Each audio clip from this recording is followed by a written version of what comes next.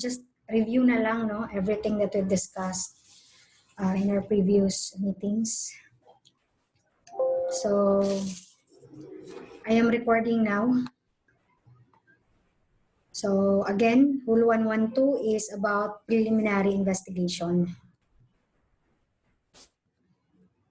So, when you say PI, it is a mere inquiry or a proceeding. And the purpose of preliminary investigation is not to determine whether or not the accused is guilty or innocent of the crime charged against him.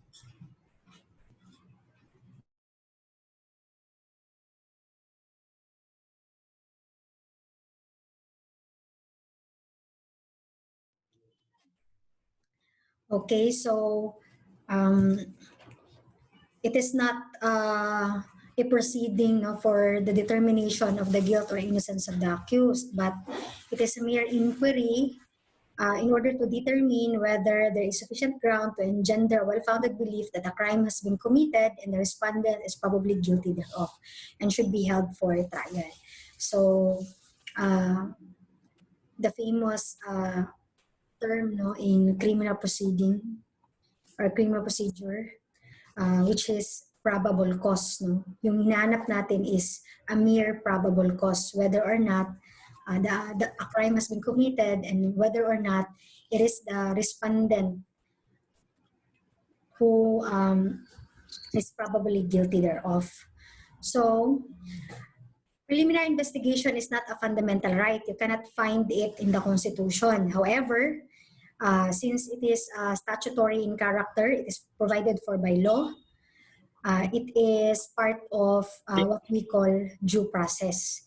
So, it is a component of due process, no, in criminal justice. And therefore, if the criminal proceeding or criminal action has been filed in court without the requisite preliminary investigation, then you can question the complaint or information which is filed directly in court. If that criminal action requires, no, under the rules for a preliminary investigation.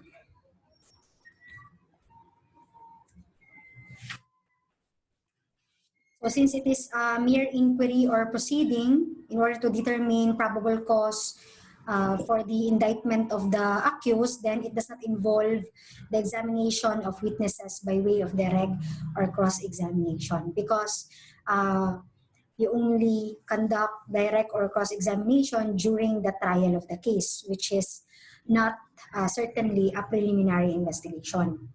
So what is sought to be determined in a preliminary investigation is whether or not a crime has been committed and whether or not the respondent is probably guilty thereof. So, ang tawag natin dyan is probable cause in preliminary investigation. So, a preliminary investigation, it is not a quasi-judicial function, and therefore, the aggrieved party cannot appeal it by way of petition for review under Rule 43 of the Rules of Court, because under Rule 43 of the Rules of Court, it is a mode of appeal of the resolution or decision of a quasi-judicial body. And since the Office of the Prosecutor is not a quasi-judicial office, therefore, it is not proper, no, for you to appeal the resolution of the prosecutor through a petition for review under Rule 43. So the right to PI may be waived, no, for failure to invoke the right prior to or at the time of the plea. So let us distinguish preliminary investigation and preliminary examination. So in preliminary investigation, it is the prosecutor, no, that conducts PI for purposes of determining probable cause of whether the accused, no, is the culprit, whether there is probability that the accused is the culprit. But in preliminary examination, a preliminary investigation had already been conducted. So, following the PI is the preliminary examination conducted by the judge. Here in preliminary examination, it is the judge that conducts the same. And what is determined here is not the probability of whether or not the accused is guilty of the crime charge, but the probability for the issuance of a warrant of arrest. In preliminary investigation, ayan, paulit-ulit, to ascertain whether the alleged offender should be held for trial. When you say PI, it is executive in nature, while preliminary examination is judicial in nature. Alam niyo na to, di ba? Probable cause. Existence of such facts and circumstances as would lead a person of ordinary caution and prudence, no? I've discussed this earlier, no? So what are the cases no requiring a preliminary investigation? Again, under Section 1, Rule 112 of the Rules of Court, if the penalty imposed no, on the crime charge is at least 4 years, 2 months, and 1 day without regard to the fine. So if that is the case, then a preliminary investigation is required to be conducted. So kailan hindi required kahit na yung penalty is at least 4 years, 2 months, and 1 day? In cases of lawful warrantless arrest. So even if the crime has a penalty of at least 4 years, 2 months, and 1 day, kung ang accused is arrested no, through warrantless arrest, which is lawful, then there is no requirement for preliminary investigation. What is conducted, if that is the case, is an inquest proceedings. So what is an inquest proceeding? It is conducted when a person is lawfully arrested without a warrant involving even also an offense which requires a preliminary investigation. It is not a preliminary investigation. It is a summary investigation and which does not follow the procedures set forth in Section 3 of Rule 112 of the Rules of Court. Let's talk about inquest proceedings. I have not incorporated it no, in the slides.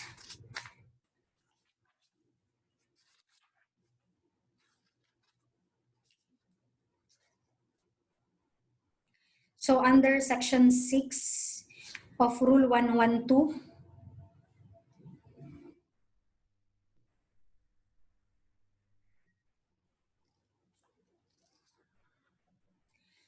so even if the accused is arrested no, through a warrantless arrest, lawful warrantless arrest, the accused can ask for a preliminary investigation in accordance with Rule 112. Supposedly, kapag the accused is arrested through a warrantless arrest, even if the criminal case or criminal charge no, it requires a preliminary investigation, the accused can still ask for preliminary investigation during the inquest proceedings. But there is a condition no, for you to avail of the preliminary investigation. Under Rule 112, it says that the accused no, must sign a waiver of the provisions of Article 125 of the Revised Penal Code in order for the accused to avail the benefits of the preliminary investigation. What is provided under Article 125, the Revised Penal Code? Yan yung provision regarding yung about sa sa time periods no that the arresting officer can detain the respondent, and if there is no complaint or information filed in court or in proper authorities, then the arresting officer or the custodian of the respondent should release him from jail if maglapas na atong time nga provided under under Article 125 na of the Revised Penal Code. So this Revised Penal Code provision imposes a penalty upon a public officer or an employee who, although having detained a person for some legal ground, fails to deliver the person arrested to the proper judicial authorities within the periods of 12, 18, and or 36 hours as the case may be. Depende sa crime na gina-charge sa iya. So for example, if the accused was arrested through a lawful warrantless arrest, again, generally they will not conduct a preliminary investigation. What the prosecutor will conduct is an inquest proceeding, which is a summary investigation. But again, the accused can ask for preliminary investigation, provided he shall sign a waiver of the provisions of Article 125 of the Revised Penal Code. What is the effect if the accused will sign the waiver? So, if for example, the preliminary investigation will take longer, longer than the period provided under Article 125 of the Revised Penal Code, then the accused cannot question it if he signs the waiver.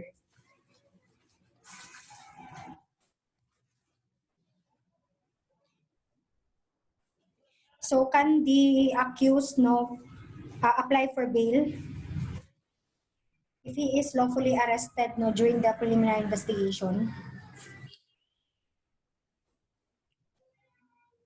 For example, he avails the preliminary investigation instead of the inquest proceeding.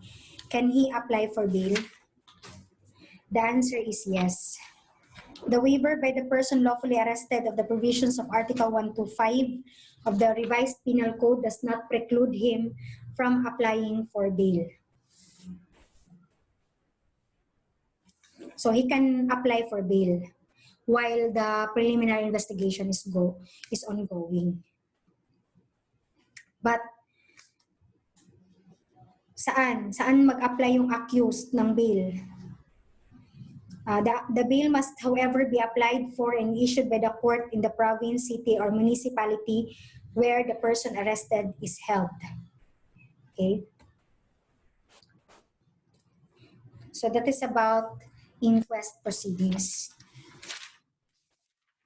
Ano pala yung ginagawa sa inquest proceeding?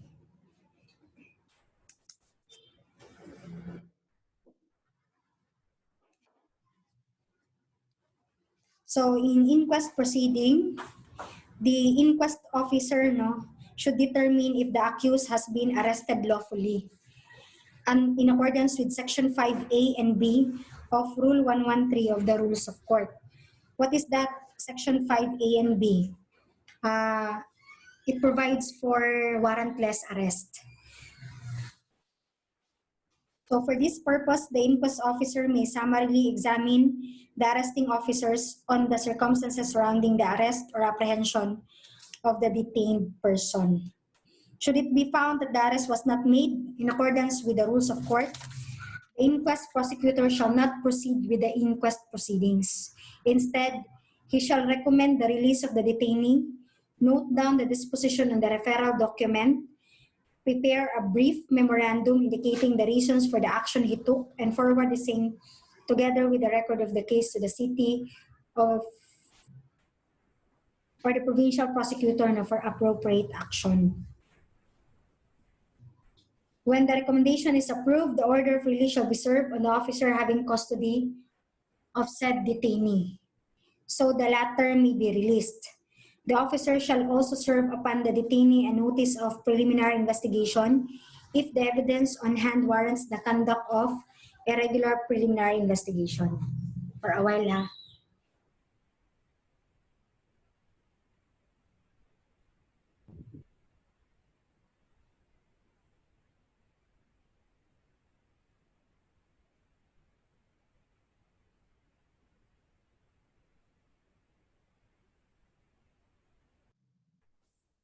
Okay, let's continue.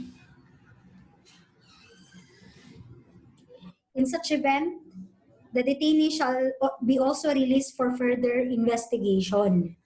So you can actually find these provisions in the manual for prosecutors. But if the arrest was proper, the inquest shall proceed, but the inquest officer shall first ask the detainee if he desires to avail himself of a preliminary investigation. And if he does, he shall be made to execute a waiver of the provisions of Article 125 of the Revised Penal Code with the assistance of a lawyer. So, yun siya.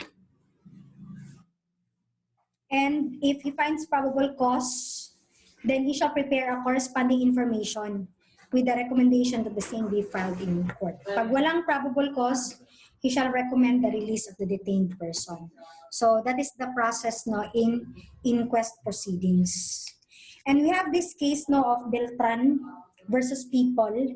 Sabi dito, the principle laid down by the Supreme Court here is that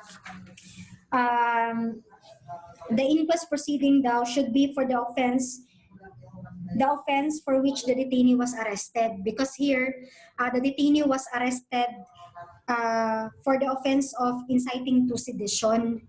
So sa first inquest proceeding, the crime charge is inciting to sedition. But later, he was subjected to a second inquest for rebellion. So the Supreme Court here held that the second inquest for rebellion is void because Beltran here, the accused or the respondent, kasi hindi pa na-file yung case, was not arrested for rebellion but only for inciting to sedition. So that can be a ground no, for the objection of the objection to the conduct of the inquest proceeding, the validity of the inquest proceeding. So dapat yung subject matter ng inquest proceeding should be the offense for which the respondent was arrested, no? And not for any other offense that may be found no, by the inquest prosecutor after his arrest.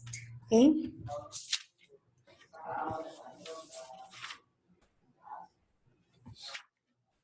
So who shall conduct a preliminary investigation? So under Section 2, so ito yan sila, no? Provincial or city prosecutors and their assistants, etc. Procedure for cases requiring a PI. So we will start from the filing of the complaint. So dapat na may complaint, no? Complaint filed before the proper office for the conduct of preliminary investigation. So it is the filing of the complaint with the investigating prosecutor that starts the preliminary investigation process. So the complaint, there is a requirement no, that the complaint shall state the address of the respondent and shall be accompanied by affidavits of the complainant, the affidavits of his witnesses, and other supporting documents. Because again, no, in preliminary investigation, what is determined here is if there exist no, such facts and circumstances that would lead a reasonably discreet and prudent man to believe that a crime has been committed and that the respondent is probably guilty thereof. So there should be proof. And your proof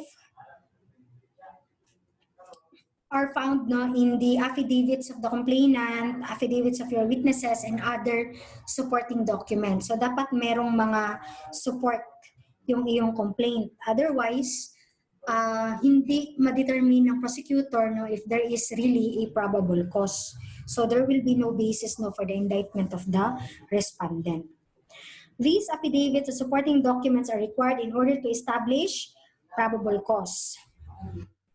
The number of copies to be filed shall be in such number as there are respondents, no, plus 2 copies for the official file. So if there are 3 respondents, then each of them should be furnished no, a copy of the complaint together with the attachments. And plus additional copies for the prosecution office and the copy of the complainant.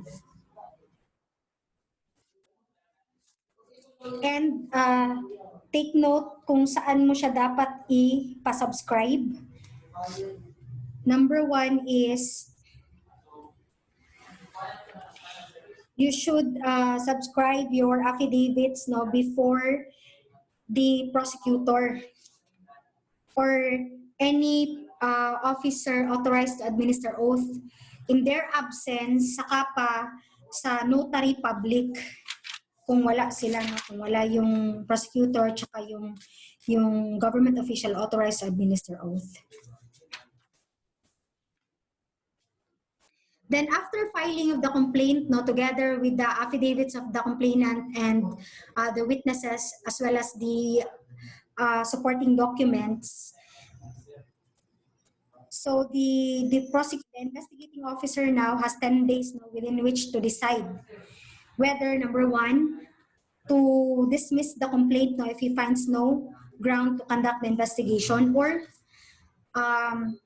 to issue a subpoena to the respondent in case he finds the need to continue with the investigation. And the subpoena shall be accompanied with a copy of the complaint and its supporting affidavits and documents, in order for the respondent, no, to prepare for his defense, no, so that he can adequately examine all the allegations and evidence, no, of the complainant. And then after that, the respondent, no, should after receiving the subpoena, within 10 days from the receipt of the subpoena, the respondent is required to submit his counter affidavit and affidavits of his witnesses. And then, if it is required or necessary, then the prosecutor may conduct a clarificatory hearing. Then after the conduct of a clarificatory hearing, then the accused now will terminate the investigation and issue a resolution. So ayan yung complaint.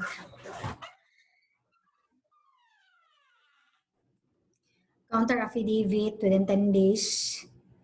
Ayan, if the respondent cannot be subpoenaed, or if subpoenaed, does not submit counter affidavits within 10-day period, the investigating officer shall resolve the complaint based on the evidence presented by the complainant.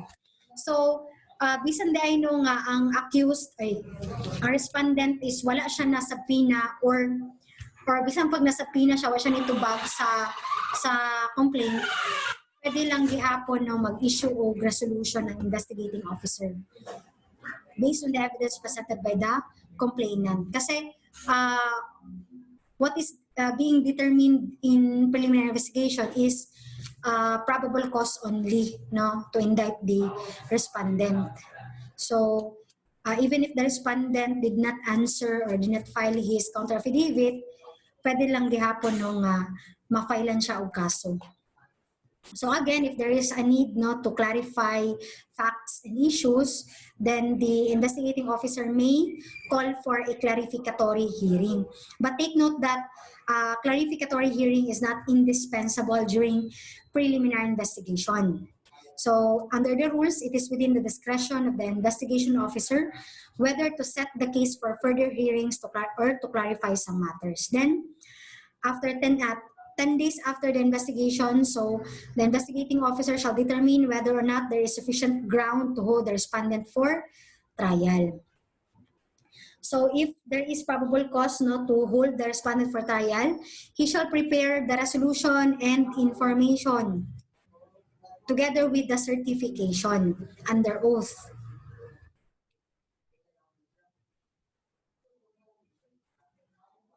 So what is the effect if the investigating officer failed to certify under oath, no, that he has personally examined the complainant and his witnesses, and that there is reasonable ground to believe that a crime has been committed, etc.?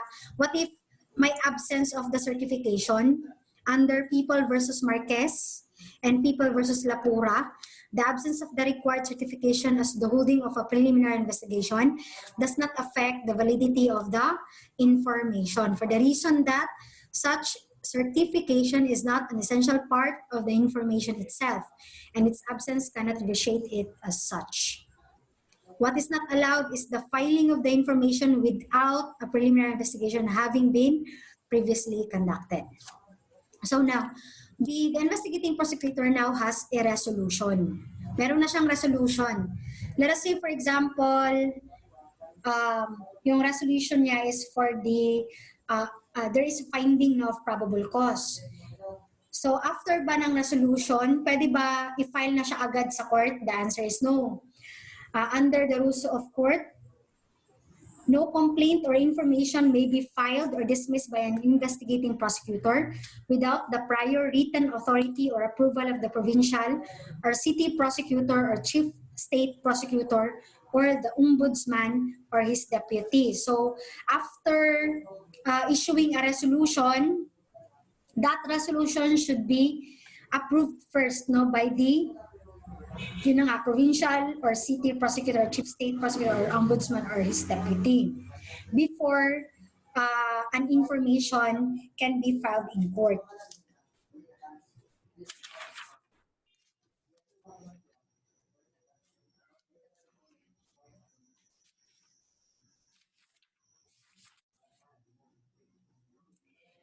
So after, if for example, the resolution is approved, so meron nang mag-file na ng information in court. Now, the filing of the information in court does not preclude the respondent to move for reconsideration of the resolution of the prosecutor. So, pwede nga na-file na ang case in court pero ongoing paghihapon pwede paghihapon may question ang resolution. So, the aggrieved party may file a motion for reconsideration within 15 days from receipt of the assailed resolution. So, what you will actually do here is that you can file a motion in court. So, if the information is already filed in court, para masuspend nimo ang proceedings in court, you can file a motion for suspension on the ground that there is a pending motion for reconsideration of the resolution of the prosecutor.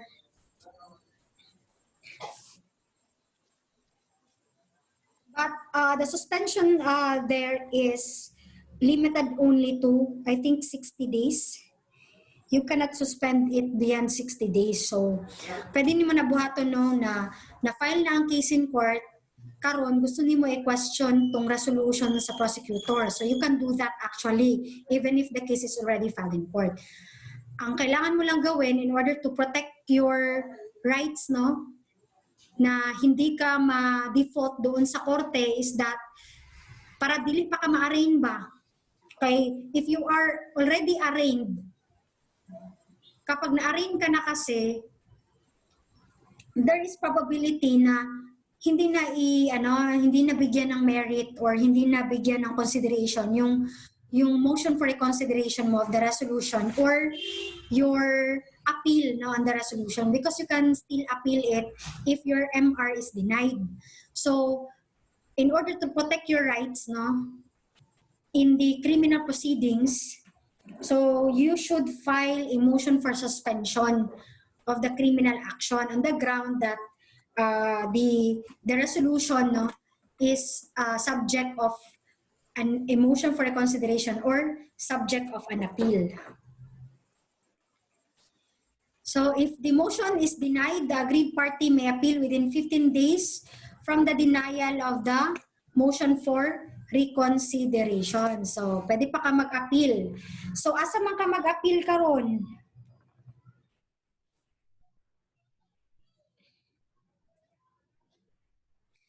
So, you can appeal to the Secretary of Justice by way of filing a petition for review with the Office of the Secretary, Department of Justice. Hindi mo pwedeng gamitin yung appeal under Rule 43. Because again, the resolution of the Office of the Prosecutor is not rendered in the exercise of its quasi-judicial power, kasi hindi naman quasi-judicial body yung prosecution office. So you cannot appeal by way of Rule 43. But you can petition for review before the Office of the Secretary. It must be verified and copies of the same must be furnished the adverse party in the prosecution office issuing the appealed resolution. Within a non-extendable period of 15 days from receipt of the copy of the petition, the adverse party may file a verified comment. The investigating, reviewing, or approving prosecutor need not submit any comment except when directed by the Secretary of Justice. If no comment is filed within the prescribed period, the appeal shall be resolved based on the petition. So the appeal does not hold or prevent the filing of the corresponding information in court, no, based on the finding of probable cause. This is what I'm saying, no, kanina. Unless the Secretary of Justice directs otherwise, but the appellant and the prosecutor shall see to it that, pending resolution of the appeal, the proceedings in court are held in abeyance. So, paano mo yan gawin? You should file a motion for the suspension of the proceedings in court on the ground that there is still a pending proceeding, no, before the Secretary of Justice. Grounds for outright dismissal: patently without merit, manifestly intended for delay, and when the issues raised therein are too unsubstantial to require consideration. So, actions of the Secretary of Justice: the petition shall not be given due course if an information has already been filed in court and the accused has already been arraigned prior to the filing of the petition. So, for example, naanay resolution tong prosecutor. Like MR ka na deny.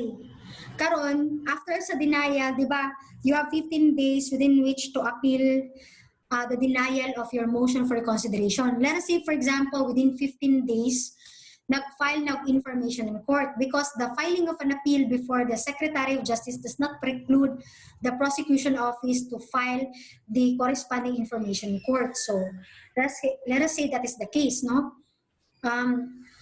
Karon, pag file ng information sa court, wala pa kaka-file ha o petition or appeal dito sa SOJ. Nagpa-arraign na ka dito sa korte. So, the petition, niya later, saka pa ka nag-file of petition for review sa Secretary of Justice. So, the Secretary of Justice will not give due course, no, to your petition because you have already been arraigned prior to the filing of the petition. It's as if you have waived na your right, no, to appeal. So, hindi na daw nila i-entertain. Kasi nagpa-arraign naman ka, so dapat manggod is you should file a motion for the suspension before arraignment para dili ma-waive imong right, no? Exercise power of review if the accused has been arraigned after the filing of the petition. So, pwede din na siya, no, kung naka-file na kag-petition daan before ka na-arraign, the Secretary of Justice can entertain, no, your petition even if you were already arraigned for as long as nauna yung filing of petition. Any arraignment shall not bar the Secretary of Justice from exercising his power of review. Take note of these provisions. If aggrieved by the decision of the Secretary of Justice, the aggrieved party may file a motion for reconsideration. So, pwede pa din mo AMR ang decision sa Secretary of Justice within a non-extendable period of 10 days from receipt of the resolution on appeal. And no second motion now is allowed. So, grounds for dismissal: motu proprio or upon motion that the petition for review was filed beyond the period prescribed. Ilang days lang yun? 10 days. 10 days lang, di ba, to appeal it to the Secretary of Justice. So beyond that period, then you can now raise, no, the defense of prescription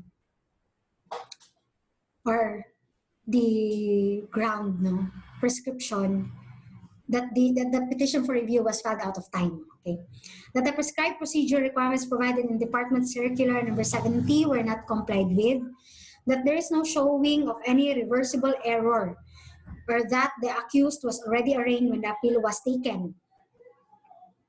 When the appealed resolution is interlocutory in nature, except when it suspends the proceedings based on the alleged existence of a prejudicial question, that the offense is already prescribed, and that there are other legal and factual grounds that exist to warrant dismissal.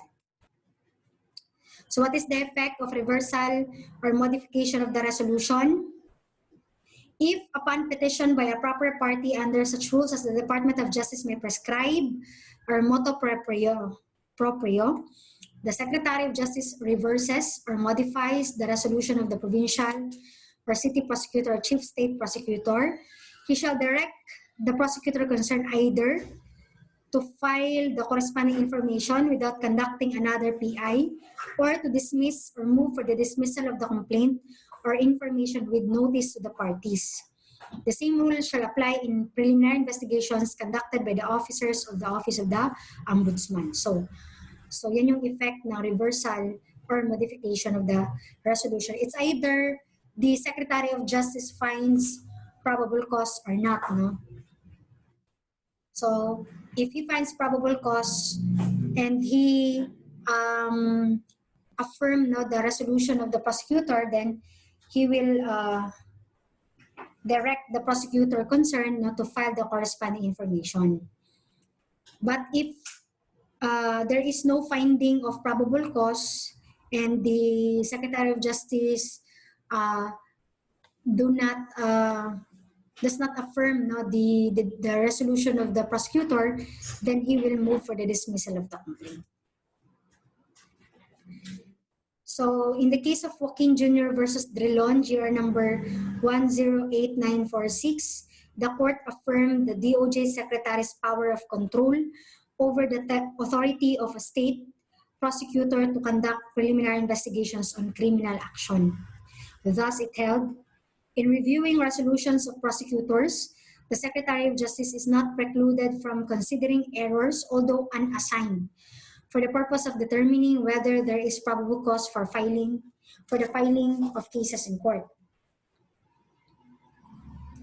He must make his own finding of probable cause and is not confined siguro to the issues raised by the parties during the preliminary investigation. Moreover, his findings are not subject to review unless shown to have been made with grave abuse.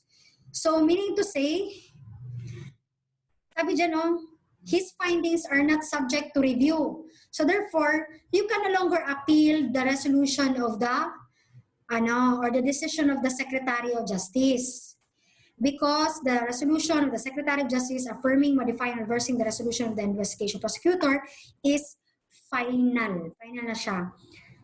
But we have a remedy under the rules of court for if there is grave abuse of discretion amounting to lack or excess of jurisdiction under Rule 65, you can file a petition for certiorari under Rule 65. Since there is no more appeal or other remedy available in the ordinary course of law. So 65 dili na katong ordinary appeal kasi wala na siyang no other remedy, final na kasi yung resolution ng Secretary of Justice. But under Memorandum Circular number 58, it provides that appeals from or petition for review of decisions, orders, or resolutions of the Secretary of Justice on preliminary investigations of criminal cases are entertained by the Office of the President.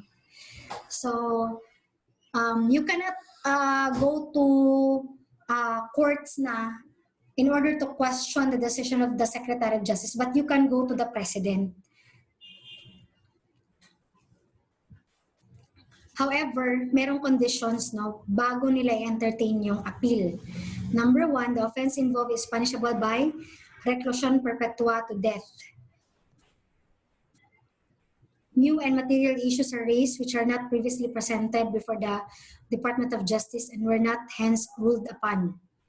The prescription of the offense is not due to lapse within 6 months from notice of the questioned resolution, and the appeal or petition for review is filed within 30 days from notice. So pwede na kung dili mo mag-Rule 65 because walay ground for grave abuse of discretion, then you can appeal the decision of the Secretary of Justice on PI to the Office of the President, provided you comply with the following conditions. So ano ngayon ang remedy mo from the Office of the President? From the Office of the President, the aggrieved party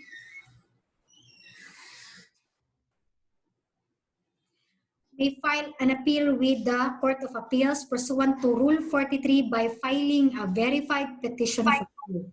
So, kanina nga time na gamit na kag Rule 43. The party aggrieved by the judgment, final order, resolution of the CA may avail of an appeal by certiorari to the Supreme Court under Rule 45. So, take note of these procedures no, with respect to appeals, no, or petition for review, no, on the resolutions of the office of the prosecutor.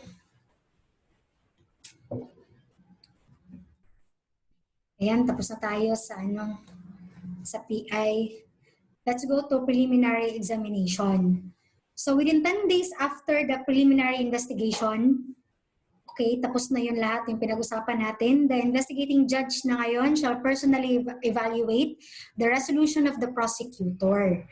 In conducting the evaluation of the resolution, the judge shall look into its supporting evidence. So the judge may find that the evidence fails to establish probable cause, establishes probable cause, or engenders a doubt as to the existence of probable cause. So ano ang actions ng judge? If walang probable cause, the judge may immediately dismiss the case. Kung may probable cause, the judge may issue a warrant of arrest if the accused is not yet arrested, or commitment order, no, if the accused is already under custody. But there is an important principle here. Mandatory ba for the judge to issue a warrant of arrest if he finds probable cause? Let me... Kapag ba merong probable cause, automatically the judge will issue a warrant of arrest. Okay, in the case of Pangan versus Ganay, it is within the discretion of the judge to issue a warrant for the arrest of an accused in a criminal case. So since it is a discretion, therefore, dili siya mandatory on the part of the judge to issue a warrant of arrest. A judge is required to personally evaluate the resolution of the prosecutor and its supporting evidence. Okay? He may immediately dismiss the case if the evidence on record clearly fails to establish probable cause. However, if he finds probable cause, then he is mandated by law to issue such warrant. While before it was mandatory for the investigating judge to issue a warrant, if he found the probable cause,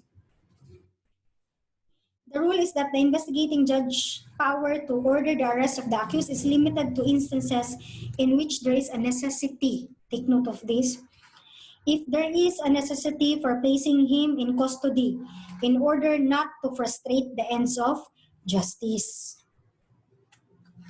The arrest of the accused can be ordered only in the event that the prosecutor files the case and the judge of the RTC finds probable cause for the issuance of the warrant of arrest. So merong mga times no that the judge will not issue a warrant of arrest. No? If there is no necessity of placing him in custody in order not to frustrate the ends of justice.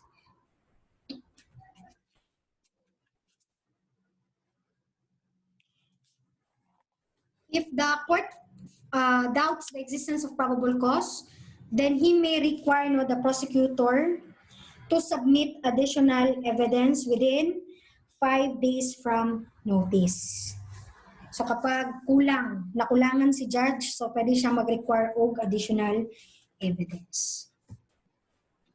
So when warrant of arrest is not necessary, number 1, if the complaint or information was filed pursuant to a lawful warrantless arrest, the reason is obvious because the accused is already arrested at the time the complaint or information was filed in court.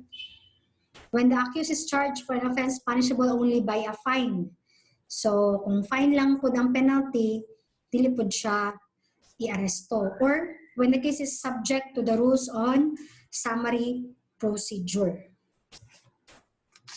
Because it is explicit under the rules on summary procedure that the judge should not issue a warrant of arrest unless na lang the accused will not appear when he is required to appear before the court. So that's the time that the court will issue a warrant of arrest under rules on summary procedure. But generally, sabi ng rules on summary procedure, the judge shall not issue. Isa siya sa mga prohibited no, na action no, in rules on summary procedure. So what is the effect no, if there is withdrawal of information already filed in court? In Crespo versus Mogul, the issue raises whether the trial court acting on a motion to dismiss a criminal case filed by the provincial fiscal upon instructions of the SOJ to whom the case was elevated for review may refuse to grant the motion and insist on the arraignment and trial on the merits. What is the ruling of the Supreme Court?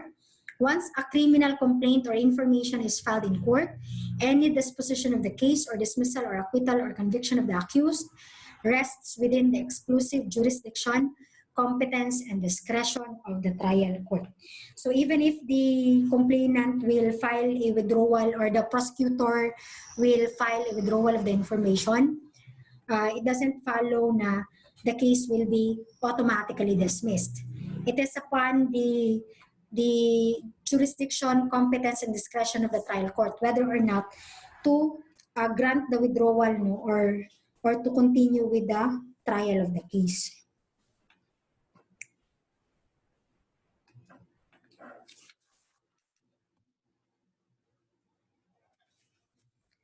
So cases no for readings for your Shera versus Lopez, ayan, i-picture nyo na lang. And add the other cases no nag-cite nato kanina. Okay? That's all no for preliminary investigation. So you can take a picture now of the cases.